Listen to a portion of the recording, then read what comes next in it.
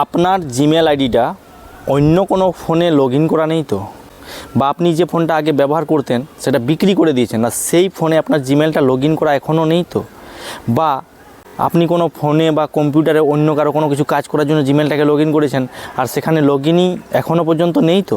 বা অন্য কেউ আপনার জিমেল আইডিটা হ্যাক করে নিয়েছে আর অন্য ডিভাইসে লগ ইন করে চালাচ্ছে না তো? এই যে পুরো ব্যাপারটা, মানে আপনার জিমেলটা কোথায় কোথায় ব্যবহার হচ্ছে, অন্য কেউ ব্যবহার করছে নাকি এখনও, সেটা আপনি দেখতে পারবেন এবং সেটাকে তাড়াতাড়ি সেখান থেকে সরাবেন, আর না হলে কিন্তু অসুবিধায় পড়বেন। যার জন্য আজকে দেখুন কিভাবে আপনি দেখবেন এবং কিভাবে সেটা ঠিক করবেন।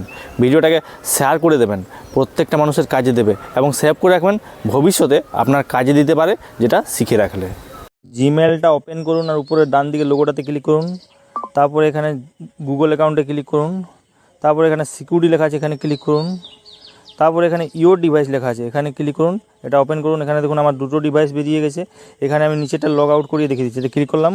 তারপরে উপরে সাইন আউট লেখা আছে এখানে ক্লিক করলে লগ আউট লেখাটা আসবে, ওটাতে ক্লিক করলেই